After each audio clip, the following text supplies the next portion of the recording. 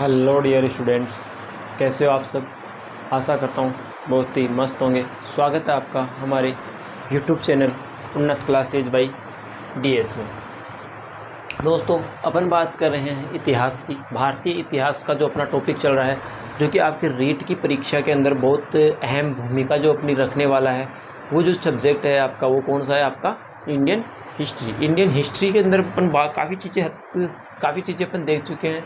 अपन ने उसके अंतर्गत देखा कि सभ्यताएं कौन कौन सी हैं, संस्कृतियाँ कौन कौन सी है। आप अपना जो वर्तमान जो वैदिक काल अपन ने देख लिया, सभ्यता काल अपन ने देख लिया, वैदिक काल अपन ने देख लिया। अब जो अपना टॉपिक चल रहा था वो चल रहा था बच्चों भारतीय समाज। भारतीय समाज में अपन ने समाज के बारे में अच्छे से अध्ययन कर लिया था, समाज की विशेषताओं को जान लिया था।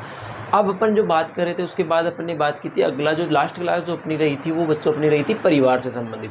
परिवार के अंतर्गत बच्चों अपन ने अलग अलग चीज़ों के बारे में बात कर ली थी, परिवार के प्रकारों की बात अपन कर रहे थे। तो बच्चों, परिवार का प्रकार वास्तविक रूप से जो आपके भारतीय समाज का है, इसके अंतर्गत 3 प्रकार के परिवार प्रचलित थे, जिनके बारे में अपन ने चर्चा की थी। पहला जो परिवार का जो प्रकार था वो था आपका एकाकी परिवार, दूसरा जो परिवार था आपका संयुक्त परिवार, और तीसरा जो परिवार था वो था आपका विस्तृत परिवार या विवाह संबंधी परिवार। इस तरीके से अपन ने परिवारों की चर्चा कर ली थी। और उसके बाद जो लास्ट क्लास में अपन ने बात की थी, अपन ने विस्तार से आपके एकाकी परिवार को विस्तार से पढ़ लिया था।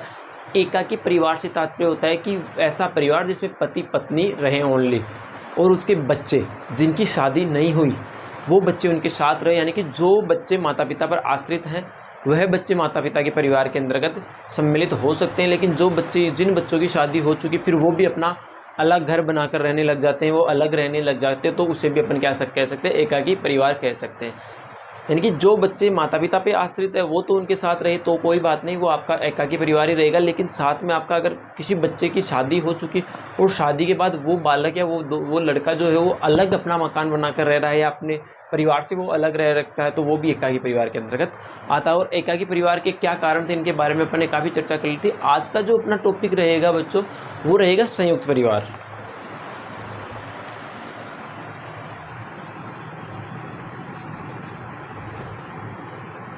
संयुक्त परिवार, संयुक्त परिवार से तात्पर्य क्या होता है बच्चों? संयुक्त परिवार से तात्पर्य होता है कि ऐसा परिवार जिसके अंतर्गत मुख्य रूप से 3 या 3 से अधिक पीढ़ियां एक साथ निवास करे। 3 या 3 से अधिक पीढ़ियां कैसे? मतलब दादा दादी, माता पिता, भाई भाभी, ये तीनों अगर एक साथ रह रहे हैं, ये 3 पीढ़ियाँ हो गई ना बच्चों। एक तो दादा दादी की पीढ़ी हो गई जिसमें हम अपने पिताजी हैं, ठीक है, और माताजी है। फिर माताजी वाली पीढ़ी में आपके भाभी हैं और भैया हैं। तो ये आपका क्या हो गया? ये आपके एक संयुक्त परिवार का रूप हो गया जी। मतलब ऐसा परिवार जिसमें माता पिता, दादा दादी, माता पिता, भाई भाभी एक साथ, चाचा चाची, ताऊ ताई सारे एक साथ रहते हैं, वो परिवार क्या रहता है? आपका संयुक्त परिवार रहता है। यानी कि ऐसा परिवार जिसके अंतर्गत 3 पीढ़ियाँ एक साथ एक ही घर में निवास करती है, और इनकी जो संपत्ति होती है वो भी आपकी सामूहिक होती है। और ये हमेशा में अपना जो सामूहिक जो कार्यक्रम है, अपने भोजन भी ये सामूहिक रूप से करते हैं, पूजा पाठ भी ये सामूहिक रूप से ही करते हैं। और ऐसे परिवार बच्चों वर्तमान में अपने को ग्रामीण क्षेत्रों में देखने को मिलते हैं, ठीक है। संयुक्त परिवार तो कैसा होता है? जिसमें दादा दादी, माता पिता, चाचा चाची, ताऊ ताई सारे साथ रहते हैं और एक जगह रहते हो।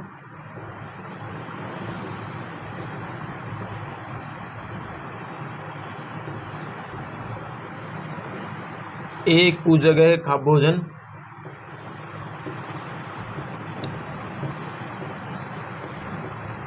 पूजा पाठ भी एक जगह है,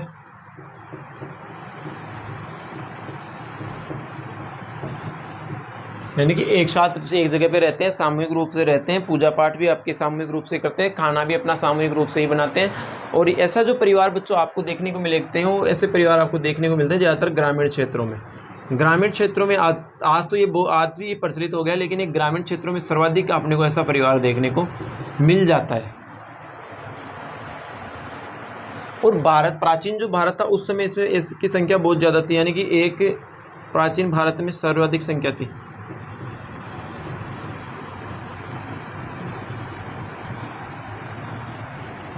यानी कि ऐसे जो परिवार, जो संयुक्त परिवार है, इनकी संख्या प्राचीन भारत के अंतर्गत अधिक थी। प्राचीन भारत में बहुत से ऐसे परिवार थे जो आपके एक साथ रहते हैं, संयुक्त परिवार में रहते हैं। ठीक है, तो क्या बात की अपन ने बात की कि संयुक्त परिवार किसे कहते हैं। पहले अपन ने बात की जिस परिवार में दादा दादी, माता पिता, चाचा चाची, ताऊ ताई सारे एक साथ मिलकर रहते हैं, वो आपका संयुक्त परिवार रहता है। रहते हैं का कंसेप्ट अलग है और एक जगह भोजन करना ये कंसेप्ट अलग है, क्योंकि अपन कई बार देखते हैं कि एक जो परिवार होता है उसमें भी 2-3 रसोइयाँ होती है, 2-3 किचन रहते हैं। नहीं, वो रह उसी घर में रहे हैं, लेकिन रह कैसे रहे हैं, अलग अलग रह रहे हैं, तो उसे अपन संयुक्त परिवार नहीं कह सकते। ठीक है, जिस घर में एक चूल्हा जलता हो, एक जगह भोजन पकाया जाता हो, एक जगह सामूहिक कार्य होता हो, वह परिवार कैसा होता है बच्चों, आपका संयुक्त परिवार। जो एक साथ सामूहिक रूप से निवास करते हो, उनका भोजन भी एक ही जगह, एक ही रसोई में बनता हो, उनकी जो पूजा पाठ है वो भी एक ही जगह की जाती हो, और ऐसे परिवार आपको ज़्यादातर ग्रामीण क्षेत्रों में देखने को मिलते हैं, और प्राचीन भारत में ये ऐसे परिवार आपके सर्वाधिक देखने को मिलते थे। अब बच्चों बात करते हैं संयुक्त परिवार के लक्षण क्या क्या हैं, कौन कौन से लक्षणों से अपन देख सकते हैं कि ये परिवार संयुक्त है। ठीक है, तो पहले बात करेंगे संयुक्त समिति।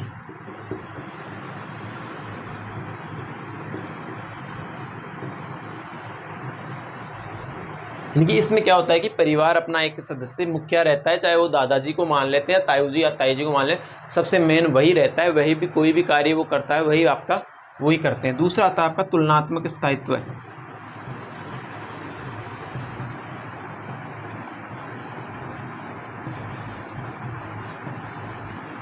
तुलनात्मक स्थायित्व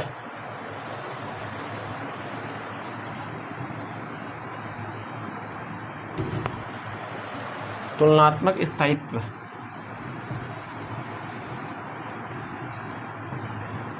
ठीक है, तीसरा जो होता है बच्चों आपको होता है साझा निवास स्थान, यानी निवास स्थान उनका शहर में ही रहते हैं, वो शहर का करके रहते हैं।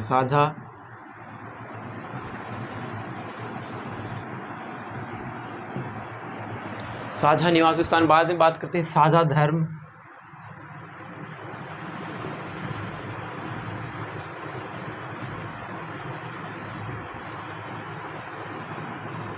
साझा धर्म, सहकारी संगठन,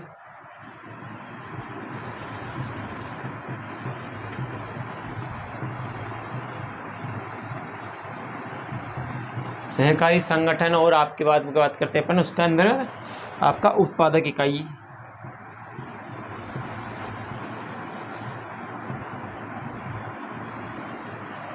उत्पादक इकाई, पारस्परिक अधिकार,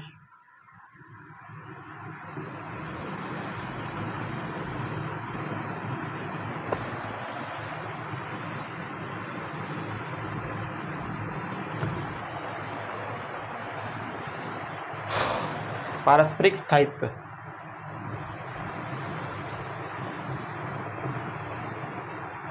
पारस्परिक अधिकार दायित्व है।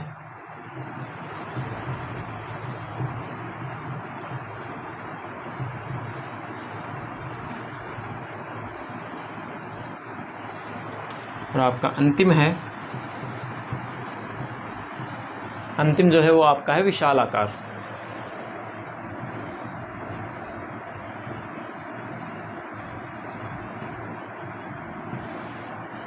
यानी कि संयुक्त परिवार के अंदर लक्षण क्या क्या अपने को देखने को मिलते हैं। संयुक्त परिवार में होता है एक तो संयुक्त समिति होती है, यानी कि एक प्रकार से सारा कार्य जो है वो अपने अपना एक मुखिया रखते हैं, उसके आधार पर उन्हीं के मार्गदर्शन में ये कार्य करते हैं।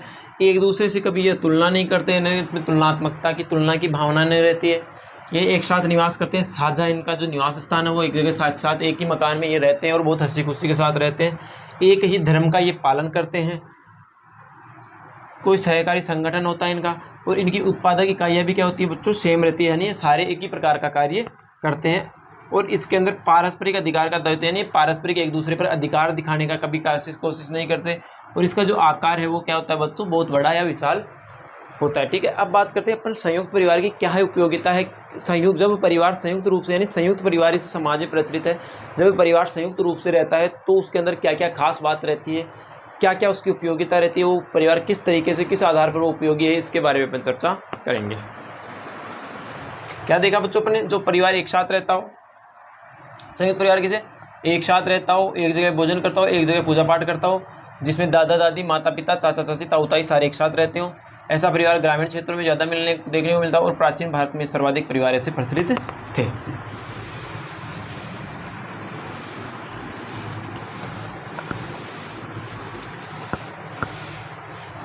अब बात करेंगे बच्चों संयुक्त परिवार की उपयोगिता।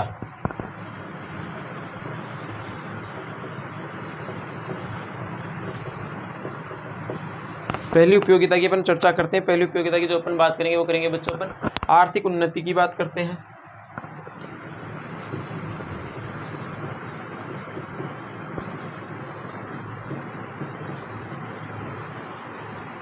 यानी जब परिवार संयुक्त रहता है तो आर्थिक उन्नति होती है।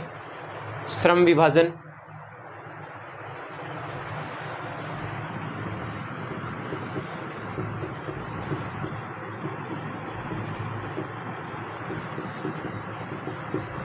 श्रम विभाजन, आर्थिक उन्नति, श्रम विभाजन, समाजवाद, बचत, समाजवाद, बचत,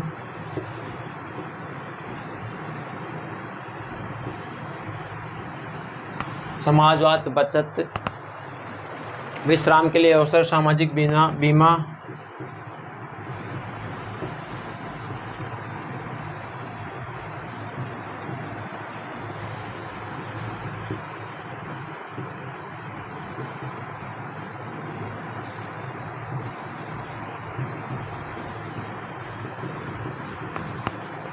सामूहिक बीमा, सामाजिक गुण,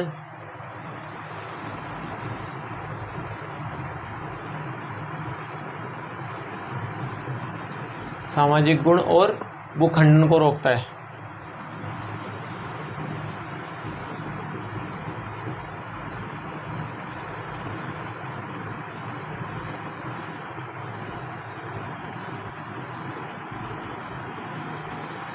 तो अपन ने बात की बच्चों क्या क्या उपयोगिता रही है आपके संयुक्त परिवार के अंदर, क्या क्या खास बात है, क्या क्या उपयोगी है, क्यों उपयोगी है संयुक्त परिवार। क्योंकि इसमें पहले तो क्या है कि बच्चों जब सारे एक साथ रहेंगे, दादा दादी, चाचा ताता, ताऊ ताई, दादा दादी, दादा दादी, मम्मी पापा, ताऊ ताई, चाचा चाची, भैया भाभी, ये सारे जब एक साथ रहेंगे तो आर्थिक उन्नति के अवसर बहुत ज़्यादा होंगे। क्योंकि ये सब एक साथ मिलकर एकजुट होकर कोई कार्य करेंगे तो इनके पास इनकम या सेविंग जो है वो अच्छी हो पाएगी और वो एक दूसरे के साथ सहयोग करेंगे। श्रम विभाजन, ये नहीं है कि किसी एक के व्यक्ति पर बर्डन या एक व्यक्ति पर बोझ पड़ जाएगा, उसको मार्केट भी उसे ही देखना है, खेती का काम भी उसे ही देखना है, घर का काम भी उसे ही देखना है, कोई फंक्शन में भी उसे ही जाना है। तो मतलब एक बालक यानी एक परिवार के अंदर सिर्फ एक पर जिम्मेदारी रहती है। इसमें ऐसा सीन नहीं रहता, इसमें अलग अलग जिम्मेदारी दी जा सकती है। अगर एक परिवार में जैसे चाचा है तो चाचा को कह दिया कि भाई आप चलो आप खेत का काम देख लो, मम्मी पापा को कह दिया आप घर का काम देख लो, और ताऊ ताई को कह दिया कि आप फलानी जगह कोई प्रोग्राम है तो आप वहाँ जाकर आ जाओ। तो यानी कि हर व्यक्ति अपने लिए, अपने समाज, अपने परिवार के लिए अलग अलग उनके कार्य विभाजित कर दिए जाते हैं, जिससे क्या है कि एक व्यक्ति पर बर्डन नहीं पड़ता। क्योंकि ये जो कार्य, जैसे मैंने 3 कार्यों को अलग अलग डिवाइड किया, अगर इन तीनों कार्यों को जब एक साथ करना पड़ता है, यानी कि एक ही परिवार करे, एक ही व्यक्ति करे, तो उसका जो हर क्षेत्र में वो पिछड़ जाता है। इसलिए संयुक्त परिवार के अंदर क्या होता है, श्रम विभाजन अच्छे से हो जाता है।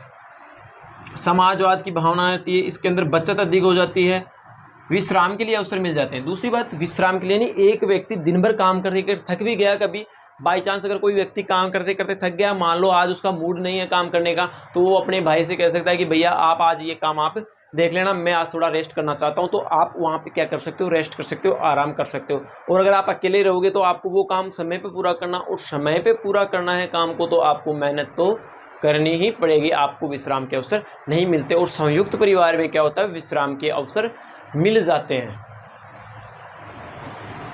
सामाजिक गुण भूखंडन को रोकता है, यानी कि आपके पास एक ज़मीन है, मान लो 50 बीघा ज़मीन है, तो वो 50 बीघा सिर्फ आपके पास ही, आप सारे परिवार वाले मिलकर उस पर एक तरीके से खेती कर सकते हो, एक तरीके से काम कर सकते हो। लेकिन जब आप विभाजित हो जाते हो तो आपका जो ज़मीन है उसका भी विभाजन करना पड़ता है, तो उसकी भूखंडन की भी समस्याएं कम ही हो जाती है। तो इस तरीके से बच्चों क्या होता है, आपका संयुक्त परिवार होता है। अब बच्चों संयुक्त परिवार के अंदर कुछ कई प्रकार के दोष भी होते हैं, उन दोषों के बारे में अपन चर्चा करेंगे कि क्या क्या दोष हैं जो एक संयुक्त परिवार के अंतर्गत होते हैं। ठीक है, देखो बच्चों अभी चल रहे हैं नौतपा। यानी कि पूरे साल का सबसे जो गर्म दिन अपने राजस्थान में जिसे अपन नौतपा कहते हैं ये चल रहे हैं। तो आप क्या करें, आप अधिक से अधिक पानी का सेवन करें। ये ना सोचे कि कोई बात नहीं प्यास लग रही है तो बाद में पी लेंगे, या ये नहीं सोचे कि चलो ये एक टॉपिक कंप्लीट करके पी लें। तो पानी की बोतल हमेशा अपने साथ रखें मेरी तरह, और इस नौतपा में अपना सुरक्षित रहे।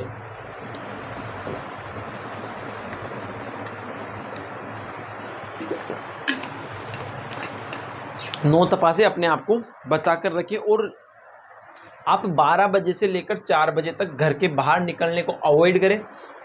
और अगर बाहर निकलना भी पड़े तो आप अपने छत पर छत्ता या छाता जिसे कहते हैं उसे या कैप लगाकर बाहर निकलें।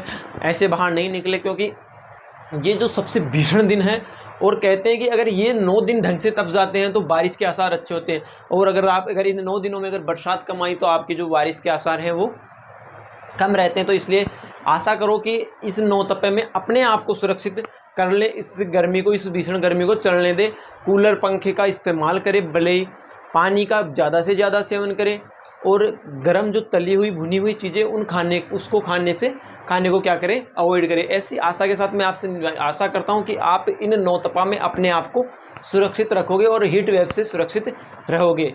ठीक है, आगे अपन बात करते हैं बच्चों इसके अंदर दोष क्या क्या है, क्या क्या कमी है जिस वजह से संयुक्त परिवार में कुछ कमियां भी होती हैं। यानी हर क्षेत्र हर कार्य के अंदर कुछ तो फायदे और कुछ कमियां भी होती है। तो बच्चों संयुक्त परिवार के अंदर कुछ दोष होते हैं, उनके बारे में बात करते हैं। ठीक है, नौतपा का ध्यान रखना बस आप। इसे कह देते हैं निकम्मों का घर, सारे निकम्मे उसमें हो जाते हैं। कहने का तात्पर्य सब एक दूसरे को सोचते हैं कि आज वो कार्य कर लेगा, आज वो कार्य कर लेगा। ठीक है, हाँ भाई, आज ये सोचते हैं कि ये कार्य मैं कर रहा हूँ तो वो क्यों नहीं कर रहा। तो इतना अपने अंदर एक द्वेष की भावना विकसित हो जाती है। निकम्मों का घर कह सकते हैं। दूसरा जो कह सकते हैं आपके इस परिवार में दोष है, इसका व्यक्तिगत विकास में दोष, व्यक्तिगत विकास में बाधा। व्यक्तिगत विकास में बाधा कैसे कि बच्चों अगर आपको एक घर बनाना है तो आप अकेले रहोगे तो वो घर बना सकते हो। और अगर आपको संयुक्त परिवार में रह के आप घर बनाने का प्रयास करते हो तो आपको घर बहुत बड़ा बनाना पड़ेगा। उसके लिए आपका बजट भी बहुत ज़्यादा लगेगा। अब मान लो एक भाई के पास बहुत पैसा है, एक भाई के पास मान लो थोड़ा कम पैसा है, तो वो कहाँ से आपका वो पैसे कहाँ से लगाएगा। ठीक है, तीसरी बात आती है मुकदमेबाजी में तेजी। मुकदमेबाजी यानी मुकदमेबाजी तो तुरंत हो जाती है। मुकदमेबाजी तो किसी न किसी बात पर, ये फलाने के डिमके ने ये कह दिया, डिमके वाले भैया ने ये कह दिया, बड़े वाले भैया ने ये कह दिया, छोटे वाले भैया ने ये कह दिया। आप तो कुछ बोलते नहीं, आप ऐसे नहीं करते, आप वैसे नहीं करते। झगड़ों को उत्पन्न करता है। तो वो कहे कहावत सुनिए क्या, घर में बर्तन रे ला तो बाजई ला। झगड़ों को उत्पन्न करता है।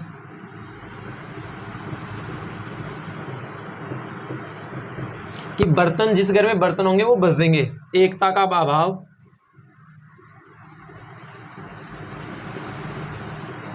इसमें ऐसे कई बार क्या है कि द्वेष की भावना हो जाती है। कई बार ऐसे सोचते हैं कि मैं ज्यादा कमा रहा हूं, वो कम कमा रहा है। तो ऐसे कई प्रकार की भावनाएं आ जाती है। एकांत भाव, अनियंत्रित प्रजनन,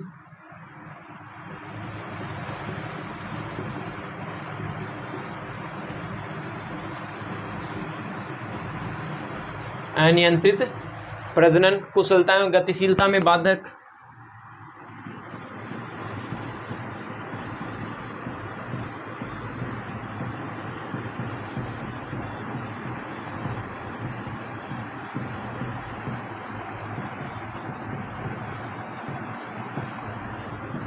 कुशलता एवं गतिशीलता में बाधक। और आपका स्त्रियों की दुर्दशा।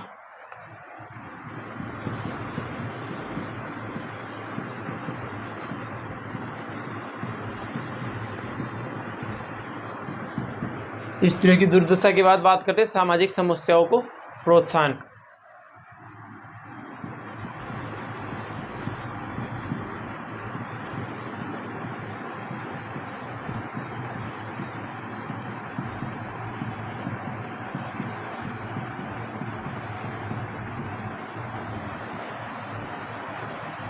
सामाजिक समस्याओं को परेशान। तो बच्चों दोस्त क्या है, इसको निकम्मों का घर क्यों कहते हैं? क्योंकि वो सब ये सोचते हैं कि ये काम भैया कर लेंगे, भैया ये सोचते हैं कि ये काम छोटा कर लेगा, तो इस वजह से वो कार्य नहीं हो पाता है। व्यक्तिगत विकास में बाधा, इससे किसी व्यक्ति का पर्सनली कोई विकास नहीं हो सकता। उसको जो भी विकास करना, अगर उसको एक चीज़, अगर मान लो उसको अपने कल के कमरे के लिए अगर कोई छोटा सा पंखा भी खरीद के लाना है ना, तो वो बाकियों के लिए भी खरीदना पड़ता है, तो वो खुद का विकास नहीं कर पाता। अगर मान लो आपके बच्चे ज़्यादा हैं, आपके लिए कमरा मकान छोटा पड़ रहा है, तो आप चाहते हो कि मैं एक छोटा सा कमरा और बना लूँ, तो आप बना नहीं सकते, क्योंकि आपको भी फिर क्या करना है, आपको सारे भाइयों की परमिशन लेनी पड़ेगी, क्योंकि सारे भाई फिर ऐसे नहीं बोलेंगे कि तूने अपना कमरा कैसे बना लिया। तो वो क्या है कि एक दूसरे के विकास के अंदर क्या एक प्रकार से बाधा की स्थिति हो जाती है।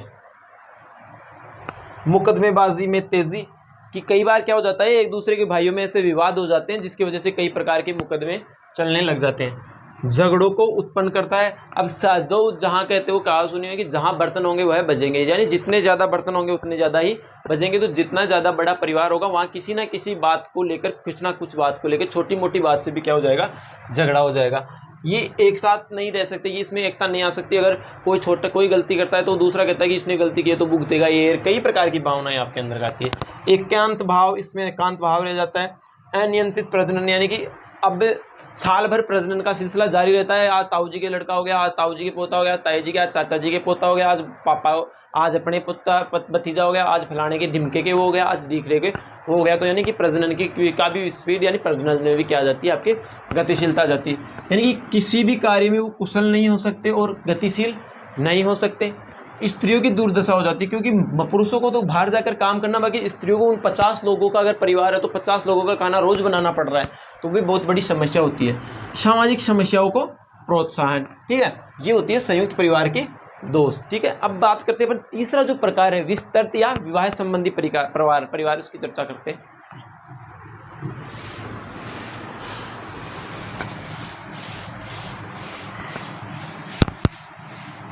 तीसरा और अंतिम परिवार का प्रकार, विस्तृत या विवाह संबंधित परिवार। विस्तृत या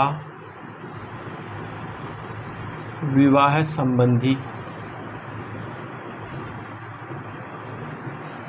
परिवार।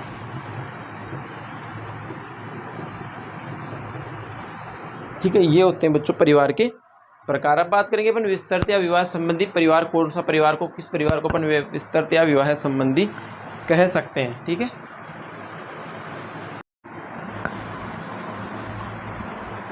हाँ, तो चर्चा करते हैं अपन विस्तृत या विवाह संबंधी परिवार। वो परिवार जिसमें क्या होता है, विस्तृत या विवाह संबंधी परिवार का तात्पर्य कि ऐसा परिवार होता है जिसके अंतर्गत एक परिवार के अंदर एक सदस्य का विवाह हो जाता है, और विवाह के बाद जो विवाह से जो रिश्ता बनता है, उसके विवाह के रिश्तेदार भी, जिसके साथ उसका विवाह तय होता है या जिसके साथ उसका विवाह होता है, उसके परिवार वाले भी आकर रहने लगते हैं। ठीक है, शादी के बाद ससुराल वालों के परिवार का आकर रहना।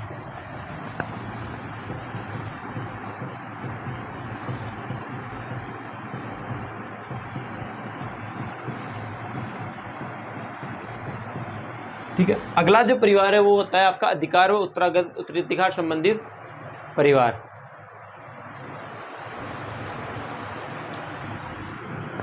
अगला परिवार का प्रकार है अधिकार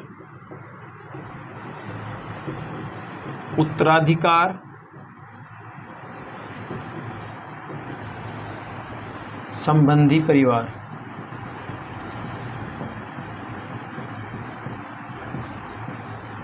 इस प्रकार के परिवार में क्या होता है, इस प्रकार के परिवार में होता है कि बच्चों ये जो परिवार है ये बच्चों दो प्रकार के होते हैं। एक तो होता है पितृमार्ग या पितृशतात्मक, एक होता है आपका मातृशतात्मक। ये कितने प्रकार का होता है बच्चों, दो प्रकार का। पहला तो होता है पितृशतात्मक, दूसरा होता है मातृसत्तात्मक। पितृसत्तात्मक और मातृसत्तात्मक। पितृसत्तात्मक से तात्पर्य होता है यानी कि जिसके परिवार की सत्ता किसके हाथ में हो, पिताजी के हाथ में। सत्ता पिता के हाथ।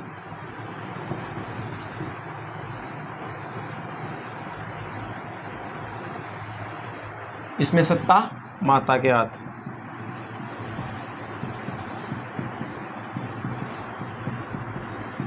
सत्ता माता के हाथ, ठीक है, मात्र सत्तात्मक परिवार है। भारत में सर्वाधिक जो परिवार पाए जाते हैं ये पाए जाते हैं सर्वाधिक,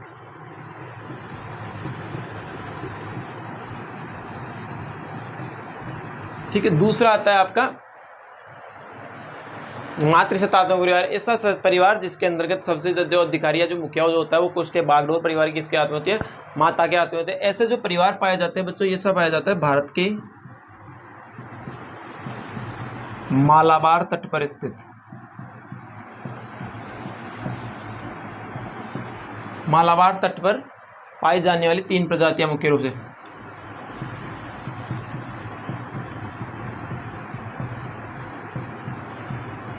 तीन प्रजातियां कौन कौन सी है बच्चों आपके, 3 प्रजातियां हैं आपके, गारो, खासी और जयंतिया, गारो, खासी व जयंतिया, यानी कि मुख्य रूप से इनमें के अंतर्गत ऐसा परिवार पाया जाता है, ठीक है। आगे बात करते हैं निवास स्थान पर परिवार।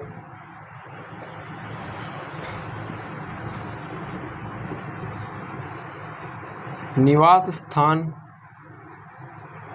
के आधार पर परिवार, निवास स्थान के आधार पर परिवार, यानी कि कई बार प्रकार परिवार निवास स्थान के आधार पर भी देखने को मिलता है। ऐसा परिवार जो निवास स्थान के आधार पर देखने को मिलते हैं, ठीक है।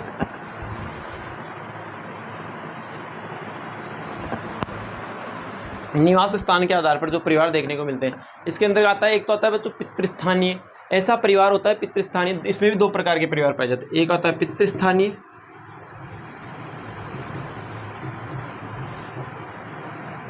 एक होता है मातृस्थानीय।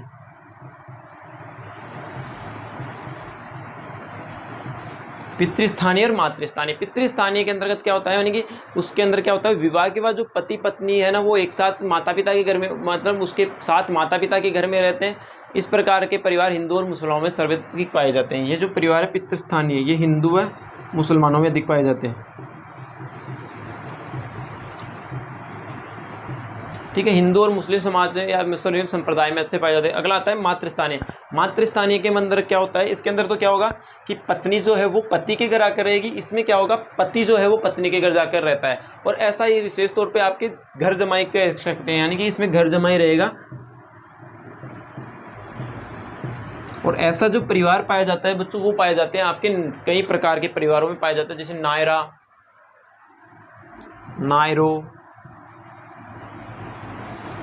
नायरों के बाद बात करते हैं गारो, खासी, जयंतिया,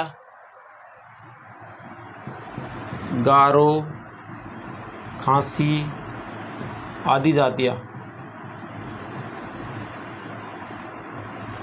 क्योंकि आदि जातियों के अंतर्गत ये क्या पाया जाता है, इस प्रकार का परिवार पाया जाता है। फिर बात करते हैं एक नवस्थानीय। नवस्थानीय परिवार के अंतर्गत क्या होता है कि विवाह के बाद जो पति पत्नी वो अपने माँ बाप के घर को छोड़कर अन्यत्र रहने लगते हैं, नवस्थानीय परिवार। तीसरा है नवस्थानीय परिवार।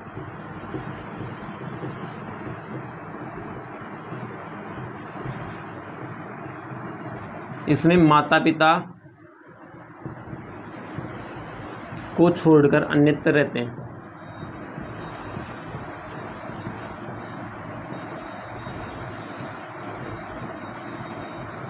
माता पिता को छोड़कर कहाँ रहते हैं बच्चों, अन्यत्र रहते हैं, ठीक है।